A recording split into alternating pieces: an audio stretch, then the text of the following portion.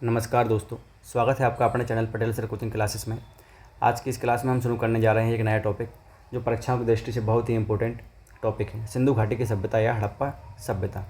आज की इस क्लास में हम इस टॉपिक को इतने अच्छे से कवर करने वाले हैं जिससे कि इस प्रश्न क्लास से बनने वाले जो सभी प्रश्न हैं वो कवर हो सके।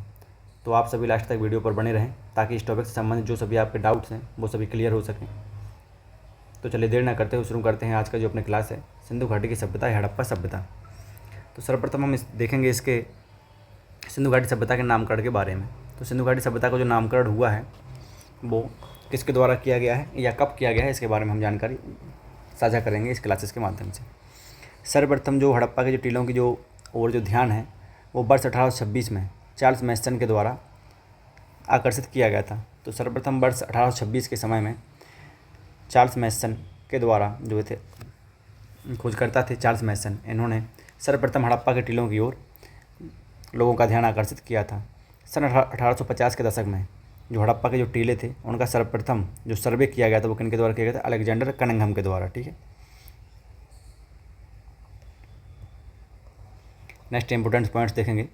सिंधु घाटी की सभ्यता हेतु जो एक और नाम प्रयोग होता है वो क्या होता है? हड़प्पा सभ्यता। अर्थात सिंधु घाटी की सभ्यता को हड़प्पा सभ्यता भी कहा जाता है। नेक्स्ट देखेंगे हम सर्वप्रथम वर्ष 1921 में क्या है? सर्वप्रथम वर्ष 1921 में राय बहादुर दयाराम साहनी, जो राय बहादुर दयाराम साहनी जी थे, उन्होंने भारतीय पुरातत्व सर्वेक्षण विभाग के महानिदेशक सर जॉन मार्शल के निर्देशन में पाकिस्तान का जो पंजाब प्रांत था उसके मोंटेगोमरी ज़िले में, पाकिस्तान के पंजाब प्रांत का जो मोंटेगोमरी ज़िला था उसमें रावी नदी के निकट या तट पर स्थित इस सभ्यता के प्रथम स्थल हड़प्पा का अन्वेषण या खोज की थी। तो कहने का तात्पर्य यह है कि सर्वप्रथम वर्ष 1921 में जो राय बहादुर दयाराम साहनी जी थे, उन्होंने भारतीय पुरातत्व सर्वेक्षण विभाग के जो महानिदेशक हैं सर जॉन मार्शल, उनके निर्देशन में या उनके अंडर में पाकिस्तान का जो पंजाब प्रांत पड़ता है उसके मोंटेगोमरी ज़िले में रावी नदी के तट पर स्थित इस सभ्यता के प्रथम स्थल जो हड़प्पा है उसकी खोज की थी या अन्वेषण इसका किया था। नेक्स्ट इंपोर्टेंट पॉइंट्स देखेंगे। पुरातत्व की एक परंपरा के अनुसार किसी भी सभ्यता का नामकरण उस सभ्यता के प्रथम उत्खनन स्थल के नाम पर ही होता है, इसलिए इस सभ्यता को हड़प्पा सभ्यता भी कहा जाता है। इस इंपोर्टेंट पॉइंट से सारे यह निकलता है कि जो प्राचीन या पुरातत्व जो परंपरा चली आ रही थी इसके अनुसार क्या होता था कि कोई भी सभ्यता हो तो उसका जो नामकरण है उस सभ्यता का जो प्रथम उत्खनन स्थल होता था उसके नाम पर रखा जाता था या कहा जाता था या उसे जाना जाता था। तो इसलिए सभ्यता को क्या कहते हैं? हड़प्पा सभ्यता भी कहा जाता है। तो कभी आपसे क्वेश्चन पूछ लिया जाए सिंधु घाटी सभ्यता को क्या कहा जाता है तो आप कहेंगे हड़प्पा सभ्यता भी कहा जाता है। नेक्स्ट इंपोर्टेंट पॉइंट्स देखेंगे। सिंधु घाटी की जो सभ्यता है या हड़प्पा सभ्यता का जो सर्वाधिक संकेंद्रण है वो कहाँ है? वो सरस्वती नदी घाटी में जो घग्गर हाकरा नदी के तट पर स्थित है। क्या है? सिंधु घाटी सभ्यता का जो सर्वाधिक संकरण है वो सरस्वती नदी घाटी में जो घग्गर हाकरा नदी है उसके तट पर स्थित है, इसलिए कुछ विद्वान इस सभ्यता को सिंधु सरस्वती सभ्यता या सरस्वती सभ्यता भी कहते हैं।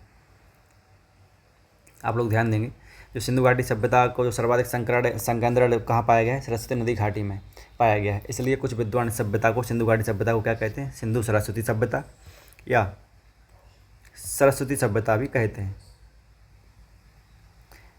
नेक्स्ट देखेंगे, जो सिंधु घाटी सभ्यता या हड़प्पा सभ्यता की जो मुख्य विशेषताएं थी वो क्या थी कि जो उधर से नृत्यांगना जो प्रतिमा है उसके भी साक्ष्य मिले हुए हैं और जो खिलौने हैं उनके भी साक्ष्य मिले हुए हैं, मिट्टी के बर्तनों के जो पात्र हैं या बर्तन हैं वो उसके भी साक्ष्य मिले हुए हैं और जो मुद्रा है उसके भी साक्ष्य उधर मिले हुए हैं सिंधु घाटी सभ्यता से। सिंधु घाटी सभ्यता की इम्पोर्टेंट विशेषताएँ कुछ और इस प्रकार से भी हैं कि यहाँ की जो नगर योजना या नगर प्रणाली जो थी वो सुसंगठित नगर योजना प्रणाली थी और इधर की जो जल निकासी की जो प्रणाली थी वो भी एक उन्नत व्यवस्था में शामिल है।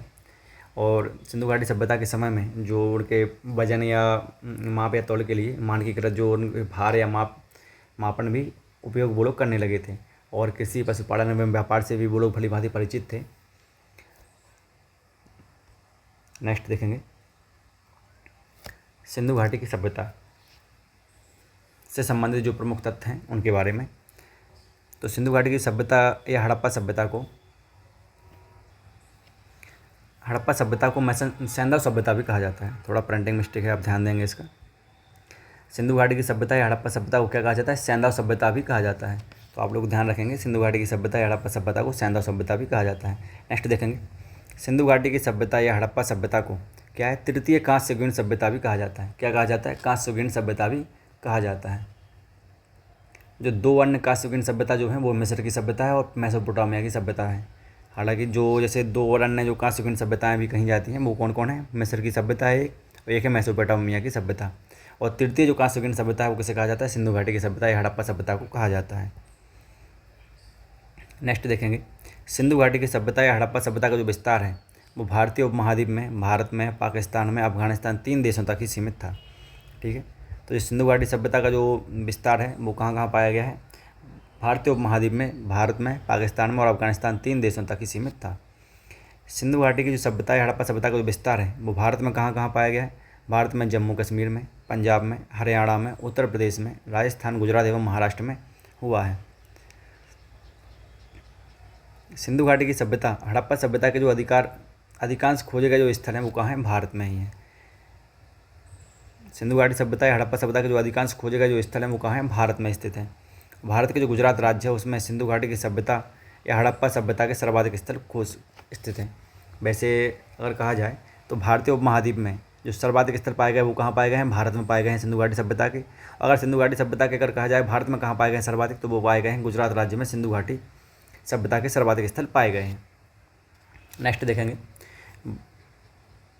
वर्ष 1922 में, जो वर्ष 1922 का समय है उसमें सर जॉन मार्शल के निर्देशन में पाकिस्तान के सिंधु प्रांत के लरकाना ज़िले में सिंधु नदी के तट पर स्थित जो मोहनजोदड़ो है उसकी खोज राखालदास बनर्जी ने की थी। ठीक है, तो जो हड़प्पा सभ्यता है, सिंधु घाटी सभ्यता की जो खोज है वो की थी राय बहादुर दयाराम साहनी जी ने। और जो मोहनजोदड़ो जो स्थल है इसकी जो खोज की थी वो किसने की थी? राखालदास बनर्जी ने। इसको याद रखेंगे, किन के निर्देशन में या किन के अंडर में की थी? तो वर्ष 1922 में जो सर जॉन मार्शल थे उनके निर्देशन में पाकिस्तान के सिंधु प्रांत के लरकाना ज़िले में सिंधु नदी के तट पर ही जो मोहनजोदड़ो स्थल है उसकी खोज किसने की थी? राखालदास बनर्जी जी ने। नेक्स्ट देखेंगे, सर्वप्रथम वर्ष 1931 में, जो सर्वप्रथम वर्ष 1931 में सर जॉन मार्शल ने सिंधु नदी घाटी की जो सभ्यता या हड़प्पा सभ्यता की तिथि निर्धारित की थी। तो उनकी जो तिथि किसने निर्धारित की थी? वो की थी सर जॉन मार्शल ने। वर्ष 1931 के समय रेडियो कार्बन डेटिंग के आधार पर, जो रेडियो कार्बन डेटिंग पद्धति है इसके आधार पर सिंधु घाटी की जो सभ्यता है या हड़प्पा सभ्यता का जो काल है वो कब तक माना जाता है? लगभग 2500 ईसा पूर्व से 1750 ईसा पूर्व तक माना जाता है। यह सभ्यता लगभग 400 से 500 वर्षों तक विद्यमान रही है। क्या है? सिंधु घाटी सभ्यता जो है वो लगभग 400 से 500 वर्षों तक विद्यमान रही है। और इसकी जो काल निर्धारण माना जाता है वो कब से कब तक माना जाता है? वो माना जाता है 2500 ईसा पूर्व से लगभग 1750 ईसा पूर्व तक माना जाता है। यह सभ्यता लगभग 2200 ईसा पूर्व से 2000 ईसा पूर्व के मध्य अपनी परिपक्व अवस्था में भी रही है। एक नवीन शोध के आधार पर यह भी माना गया है कि यह सभ्यता जो है लगभग 8000 वर्ष पुरानी भी मानी गई है। आगे देखेंगे हम जो सिंधु घाटी सभ्यता है या हड़प्पा सभ्यता ऐसे जुड़े हुए जो प्रमुख स्थल हैं उनके बारे में। तो प्रमुख स्थल इसका एक जो है वो है मोहनजोदड़ो, दूसरा जो स्थल है वो है हड़प्पा। अन्य जो प्रमुख स्थल हैं धौलावीरा, कालीबंगा, लोथल और राखीगढ़ी, बनावली, इसी प्रकार से अलग अलग सिंधु घाटी सभ्यता या हड़प्पा सभ्यता से जुड़े हुए प्रमुख स्थल हैं। नेक्स्ट देखेंगे सिंधु घाटी सभ्यता से जुड़े हुए कुछ इंपॉर्टेंट पॉइंट्स। सिंधु घाटी की सभ्यता या हड़प्पा सभ्यता का जो क्षेत्र है वो अंततः क्या है? व्यापक था। यह सभ्यता त्रिभुजाकार स्वरूप में थी। कैसी थी? जो सिंधु घाटी सभ्यता या हड़प्पा सभ्यता जो है वो किस प्रकार से थी आकार में? त्रिभुजाकार स्वरूप में थी। इस सभ्यता का क्षेत्रफल लगभग 13 लाख वर्ग किलोमीटर में फैला हुआ था। जो सिंधु घाटी की सभ्यता या हड़प्पा सभ्यता है उसका जो भौगोलिक विस्तार है पूरब में कहाँ तक? आलमगीर उत्तर प्रदेश तक, पश्चिम में सुत कांगेडोर बलूचिस्तान तक सीमित था। और अगर कहा जाए तो उत्तर में इनका जो मांडा जम्मू कश्मीर तक और दक्षिण में नर्मदा नदी के मुहाने तक स्थित जो दैमाबाद महाराष्ट्र है उधर तक इनका प्रसार या भौगोलिक क्षेत्र फैला हुआ था सिंधु घाटी सभ्यता का। एक बार फिर रिवीजन के तौर पर आप देखेंगे जो सिंधु घाटी सभ्यता का जो भौगोलिक विस्तार था वो प्रमुख कहाँ कहाँ फैला हुआ था? चारों दिशाओं में। तो इनका जो पूरब में फैला हुआ था सिंधु घाटी सभ्यता या हड़प्पा सभ्यता का भौगोलिक विस्तार आलमगीर, उत्तर प्रदेश के आलमगीर तक। ठीक है, और इनका जो उत्तर में जो था वो था जम्मू कश्मीर के मांडा तक। इनकी जो दक्षिणी सीमा जो थी वो लगती थी कहाँ तक? दैमाबाद महाराष्ट्र तक। और जो उनकी पश्चिमी सीमा थी वो थी सुतकांगेडोर बलूचिस्तान तक।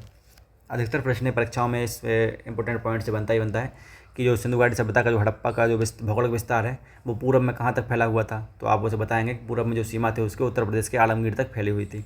अगर पूछा जाए आपसे कि सिंधु घाटी सभ्यता या हड़प्पा सभ्यता का जो भौगोलिक विस्तार है दक्षिण में कहाँ तक फैला हुआ था, तो आप बताएंगे दैमाबाद महाराष्ट्र तक फैला हुआ था।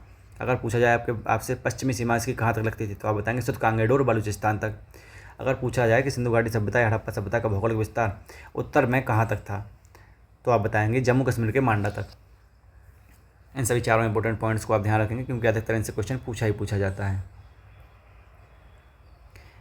नेक्स्ट देखेंगे, सिंधु घाटी सभ्यता जो है विश्व की सबसे प्राचीन शहरी सभ्यताओं में से एक सभ्यता है। आगे देखेंगे हम सिंधु घाटी सभ्यता के जो प्रमुख निर्माता हैं या खोजकर्ता जो हैं उनके बारे में। सिंधु घाटी की सभ्यता जो है हड़प्पा सभ्यता के लोग प्रथम सागरीय प्रजाति के लोग थे। नेक्स्ट देखेंगे सिंधु घाटी की सभ्यता के बारे में। तो विद्वानों के अनुसार सिंधु घाटी की सभ्यता या हड़प्पा सभ्यता के निर्माता अलग अलग बताए गए हैं। कुछ विद्वान कहते हैं कि सिंधु घाटी सभ्यता या हड़प्पा सभ्यता के जो खोजकर्ता या जो हैं निर्माता जो हैं वो इस प्रकार के लोग हैं या इस प्रकार के लोग हैं। इस प्रकार से देखेंगे आगे। तो जो डॉक्टर लक्ष्मण स्वरूप हैं उनका कहना है, डॉक्टर लक्ष्मण स्वरूप का कहना है कि या मानना है कि इनके जो सिंधु घाटी सभ्यता या हड़प्पा सभ्यता के जो निर्माता हैं वो कौन है, आर्य हैं। आगे जो एक और विद्वान है प्रमुख विद्वान गार्डन चाइल्ड, इनका मानना है कि जो सिंधु घाटी सभ्यता या हड़प्पा सभ्यता के जो निर्माता हैं वो हैं सुमेरियन। नेक्स्ट देखेंगे मार्टिमर जो बेहलर हैं वो उनका कहना है कि सिंधु घाटी सभ्यता या हड़प्पा सभ्यता के जो निर्माता हैं वो हैं दास एवं दस्यु। और अकलदास बनर्जी जो हैं प्रमुख विद्वान जिन्होंने मोहनजोदड़ो की खोज की है, तो उनका मानना है कि जो सिंधु घाटी सभ्यता या हड़प्पा सभ्यता के जो निर्माता थे वो कौन थे, द्रविड़ थे।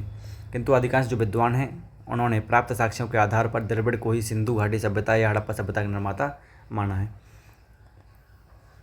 इस प्रकार से अलग अलग विद्वानों के मत हैं। आप इनमें से जो राखलदास बनर्जी हैं इनका याद रखेंगे कि अधिकांश विद्वानों ने प्राप्त साक्ष्यों के आधार पर क्या माना है कि जो द्रविड़ हैं वो ही सिंधु घाटी सभ्यता या हड़प्पा सभ्यता के निर्माता माने जाते हैं। आगे देखेंगे हम सिंधु घाटी सभ्यता से जुड़े हुए कुछ प्रमुख विशेषताएं या इंपॉर्टेंट पॉइंट्स। तो सिंधु घाटी सभ्यता की जो नगर योजना थी वो किस प्रकार से थी। सिंधु घाटी सभ्यता या हड़प्पा सभ्यता कांस्ययुगीन सभ्यता होने के साथ ही, तो और कौन सी कांस्ययुगीन सभ्यता है, तृतीय कांस्ययुगीन सभ्यता। एक सभ्यता जो थी प्रथम कांस्ययुगीन सभ्यता वो थी मिस्र की सभ्यता, दूसरी कांस्ययुगीन सभ्यता जो थी वो थी मेसोपोटामिया की सभ्यता, और तृतीय जो कांस्ययुगीन सभ्यता है वो कौन सी, सिंधु घाटी की सभ्यता या हड़प्पा सभ्यता।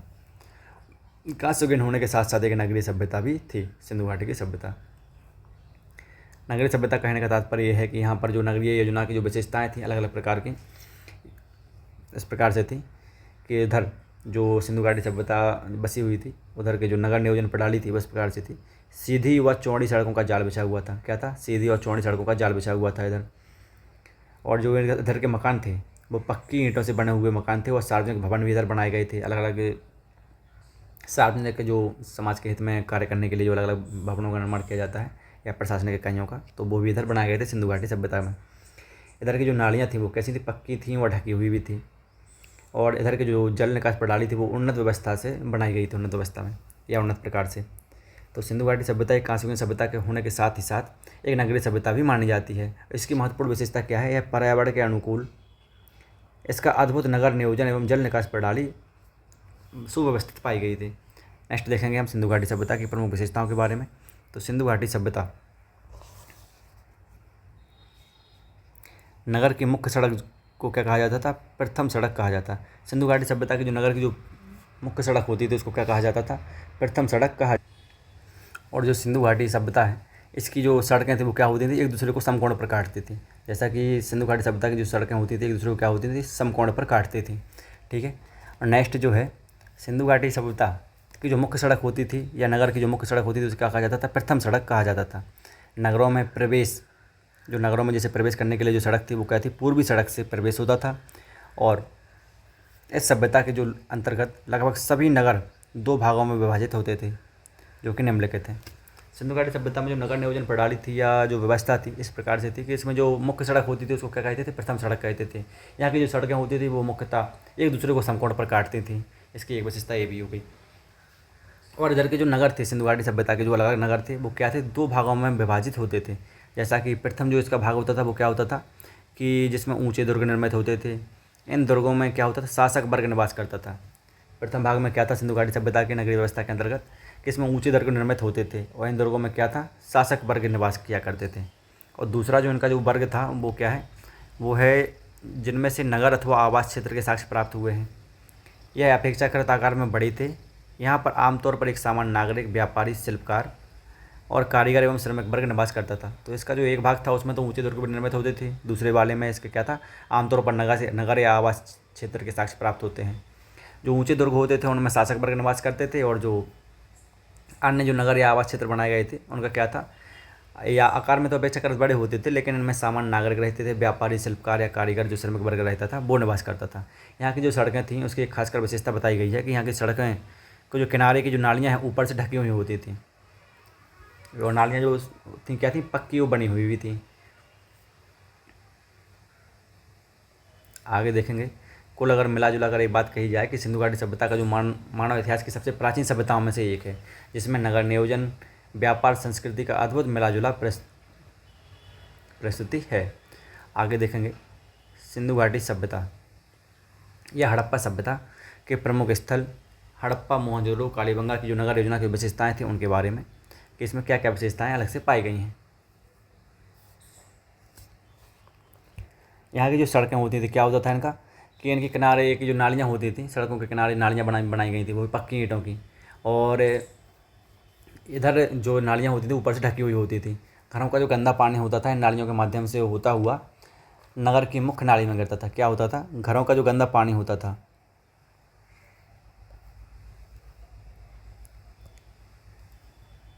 घरों का गंदा पानी जो होता था इनकी नालियों के माध्यम से होता हुआ नगर की जो मुख्य नाली होती थी उसमें गिरा दिया जाता था या गिरने की व्यवस्था की गई थी। तो सिंधु घाटी सभ्यता या हड़प्पा सभ्यता के जो प्रमुख स्थल हैं जैसे हड़प्पा हुआ, मोहनजोदड़ो हुआ, कालीबंगा है, इनमें नगर नियोजन जो योजना थी लगभग एक जैसी ही पाई गई थी। सभी में जो सड़कें होती थी एक दूसरे को समकोण पर काटती थी।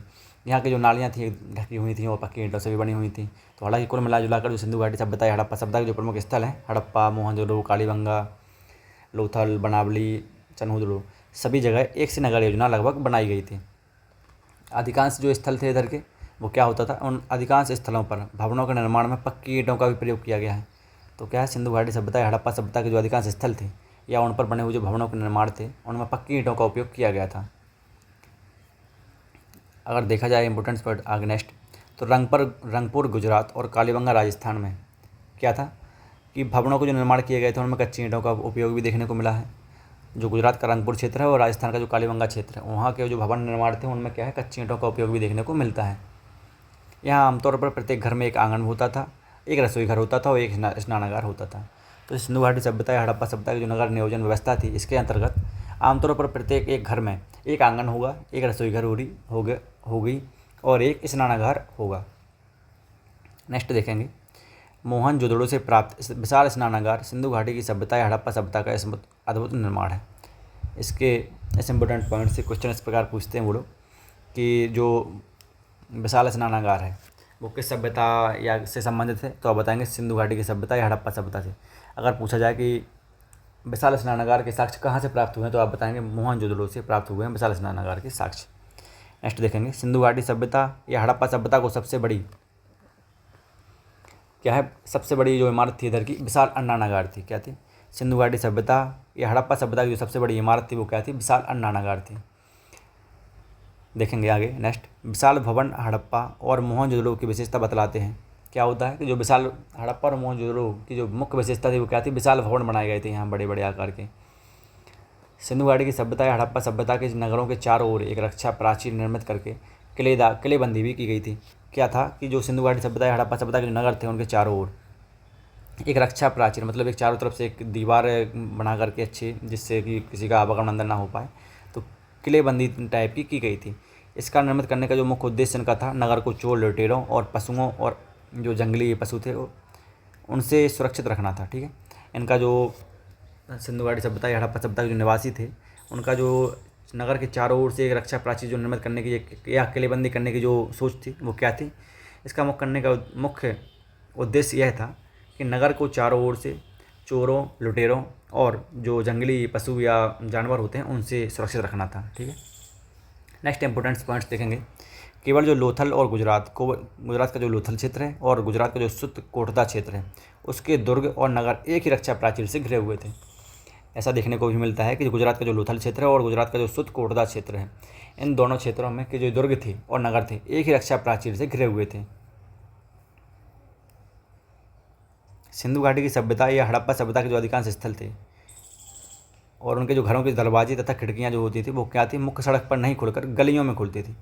इनमें एक खास विशेषता और भी है कि सिंधु घाटी सभ्यता या हड़प्पा सभ्यता के जो अधिकांश स्थलों के जो घर के दरवाजे थे या खिड़कियाँ थी वो क्या होता था उनमें कि मुख्य सड़क पर नहीं खुलकर आमतौर पर गलियों की ओर खुलते थे।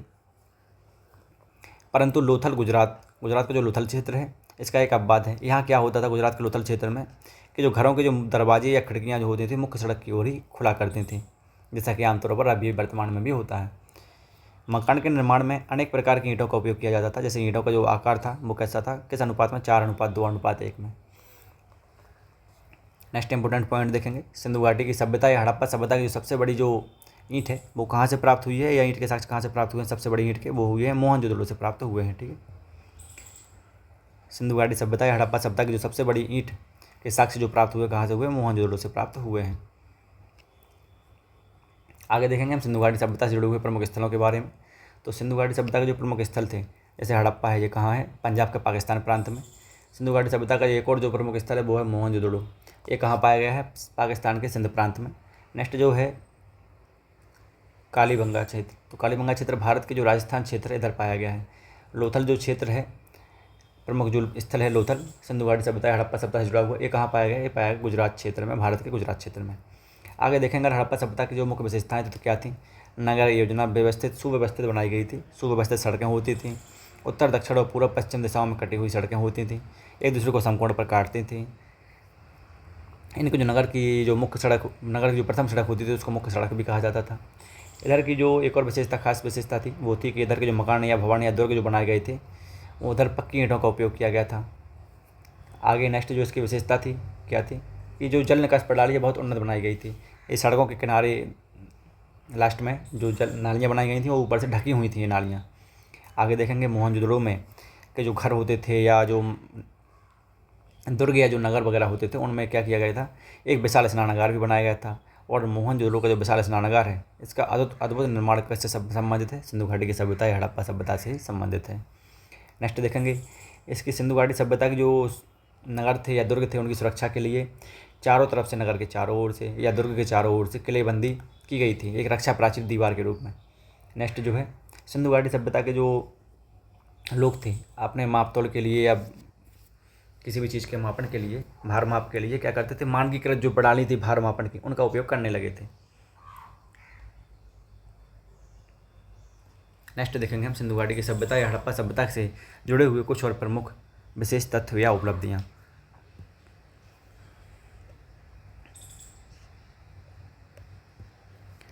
तो सिंधु घाटी सभ्यता वर्ष जो हड़प्पा प्रमुख स्थल है हड़प्पा, इसके बारे में देखेंगे पहले हम, फिर आगे इसी के क्रम में आगे चलते चलते सभी जो स्थल हैं सिंधु घाटी सभ्यता से जुड़े हुए उन सभी के बारे में एक एक करके जानकारी साझा करेंगे आपके साथ।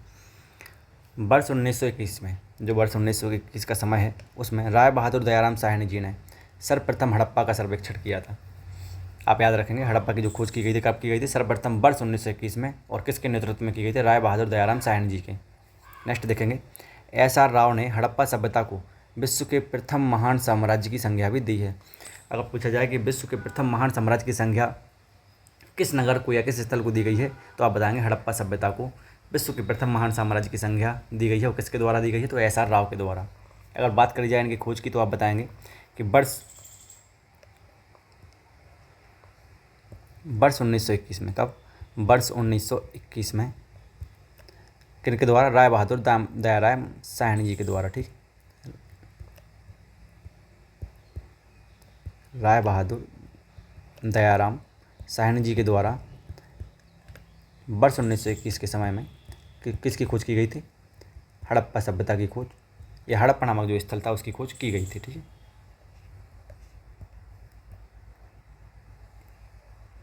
नेक्स्ट देखेंगे आगे, हड़प्पा को तोरण द्वार का नगर भी कहा जाता है। क्या है, हड़प्पा जो सभ्यता थी उसको क्या कहा जाता है, तोरण द्वार का नगर भी कहा जाता था।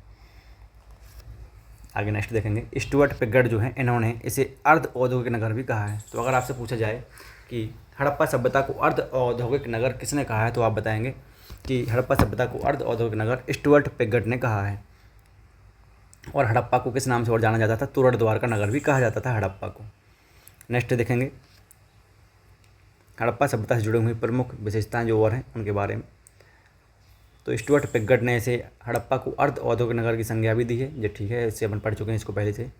जो स्टुअर्ट पिगट हैं उन्होंने हड़प्पा एवं मोहनजोदड़ो को, जो हड़प्पा और मोहनजोदड़ो दो स्थल हैं, उनको एक विशाल साम्राज्य की जुड़वा राजधानियाँ भी कहा है। तो अगर पूछा जाए कि किस खोजकर्ता ने हड़प्पा एवं मोहनजोदड़ो को एक विशाल साम्राज्य की जुड़वा राजधानी कहा है, तो आप कहेंगे स्टुअर्ट पिगट ने। या फिर पूछा जाए कि किस खोजकर्ता ने हड़प्पा सभ्यता को अर्ध औद्योगिक नगर की संज्ञा भी दी है, तो आप कहेंगे स्टुअर्ट पिगट ने। नेक्स्ट देखेंगे, हड़प्पा के जो निवासी थे उनका अधिकांश जो भाग था व्यापार एवं धर्म से संबंधित कार्यों में संलग्न रहता था। तो हड़प्पा के जो अधिकांश निवासी होते थे वो क्या करते थे, अधिकांश व्यापार में जुटे रहते थे या फिर वो धर्म संबंधी जो कार्य थे उनमें लगे रहते थे। नेक्स्ट देखेंगे, हड़प्पा के जो 2 टीले थे उनमें जो पूर्वी टीले को क्या कहा है, नगर टीला, एवं पश्चिमी टीले को दुर्ग टीला कहा गया है। अगर क्वेश्चन पूछा जाए आपसे कि हड़प्पा के पूर्वी टीले को क्या कहा जाता है, तो आप बताएंगे नगर टीला कहा गया है।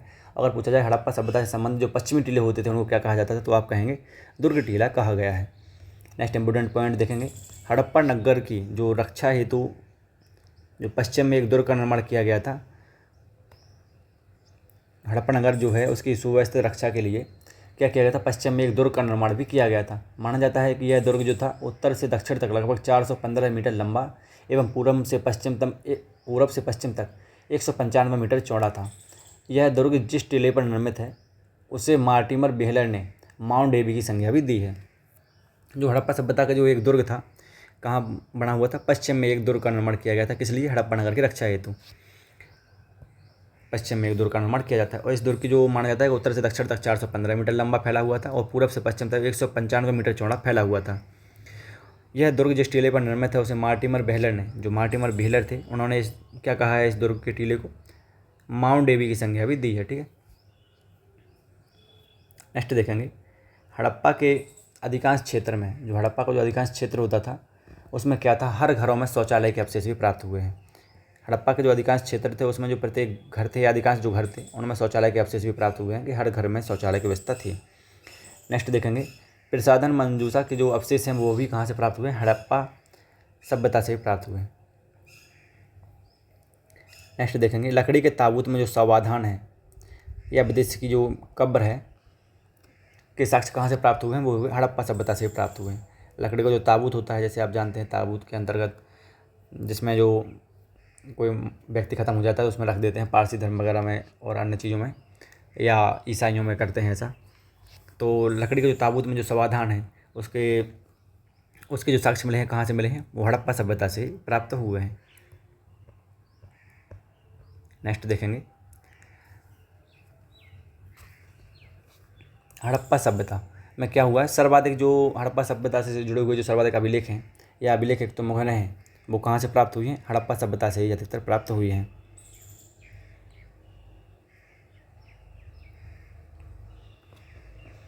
आगे नेक्स्ट देखेंगे हम कि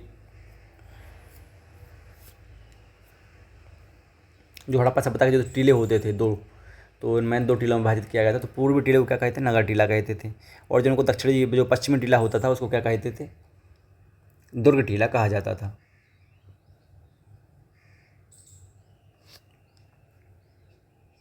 नेक्स्ट देखेंगे हम कि हड़प्पा सभ्यता से जो सर्वाधिक जो अभिलेख एक तो मुहरें थी वो कहाँ से प्राप्त हुई हैं, हड़प्पा सभ्यता से प्राप्त हुई हैं।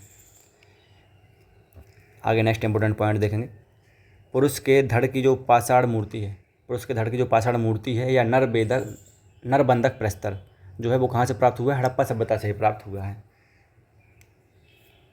अगर पूछा जाए कि पुरुष के धड़ की जो पाषाण या प्रस्तर जो मूर्ति थी उसके साक्ष्य कहाँ से प्राप्त हुए हैं, तो आप बताएंगे हमें कि हड़प्पा सभ्यता से इसके साक्ष्य प्राप्त हुए हैं। नेक्स्ट इंपोर्टेंट पॉइंट देखेंगे, तांबे की जो एक्का गाड़ी थी उसके साक्ष्य कहाँ से प्राप्त हुए हैं, तो आप बताएंगे तांबे के इक्का गाड़ी के जो साक्ष्य हैं वो हड़प्पा सभ्यता से प्राप्त हुए हैं। एक इम्पोर्टेंट पॉइंट्स और भी है, हड़प्पा सभ्यता से जो 16 ताम्र भट्टियाँ हैं वो भी प्राप्त हुई हैं। नेक्स्ट देखेंगे आगे, हड़प्पा से 2 पाषाण मूर्ति, काले पत्थर की नर्तक की मूर्ति तथा लाल पत्थर की मानव की मूर्ति भी प्राप्त हुई है। तो अगर पूछा जाए कि काले पत्थर की जो नर्तक की मूर्ति है या फिर लाल पत्थर की जो मानव की मूर्ति है उसके साक्ष्य कहाँ से प्राप्त हुए हैं, तो आप बताएंगे कि हड़प्पा सभ्यता से ही प्राप्त हुए हैं। नेक्स्ट देखेंगे, हड़प्पा से जो ईंटों से निर्मित जो वृत्ताकार चबूतरे होते थे एवं अन्य कूटन के जो चबूतरे होते थे वो भी प्राप्त हुए हैं। उनके साक्ष्य कहाँ से प्राप्त हुए हैं, वो भी हड़प्पा से प्राप्त हुए हैं।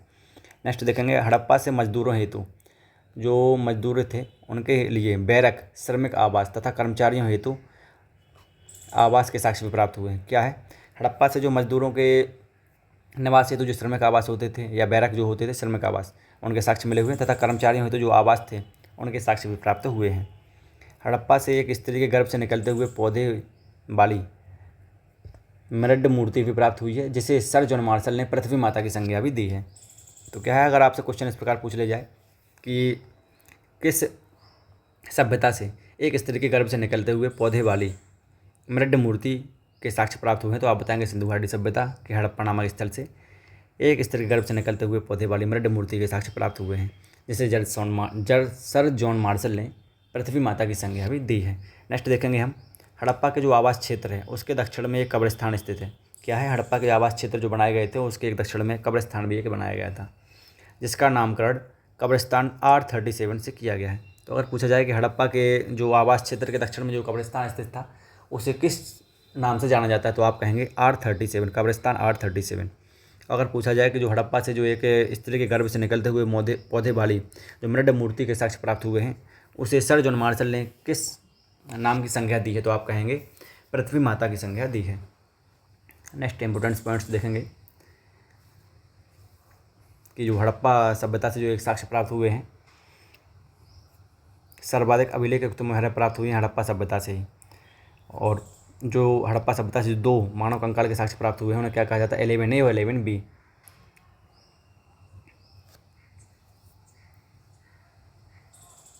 नेक्स्ट देखेंगे हम, सिंधु घाटी सभ्यता हड़प्पा सभ्यता से जुड़े हुए एक इम्पोर्टेंट पॉइंट्स या एक इम्पोर्टेंट प्रमुख स्थल से के बारे में, मोहनजोदड़ो के बारे में।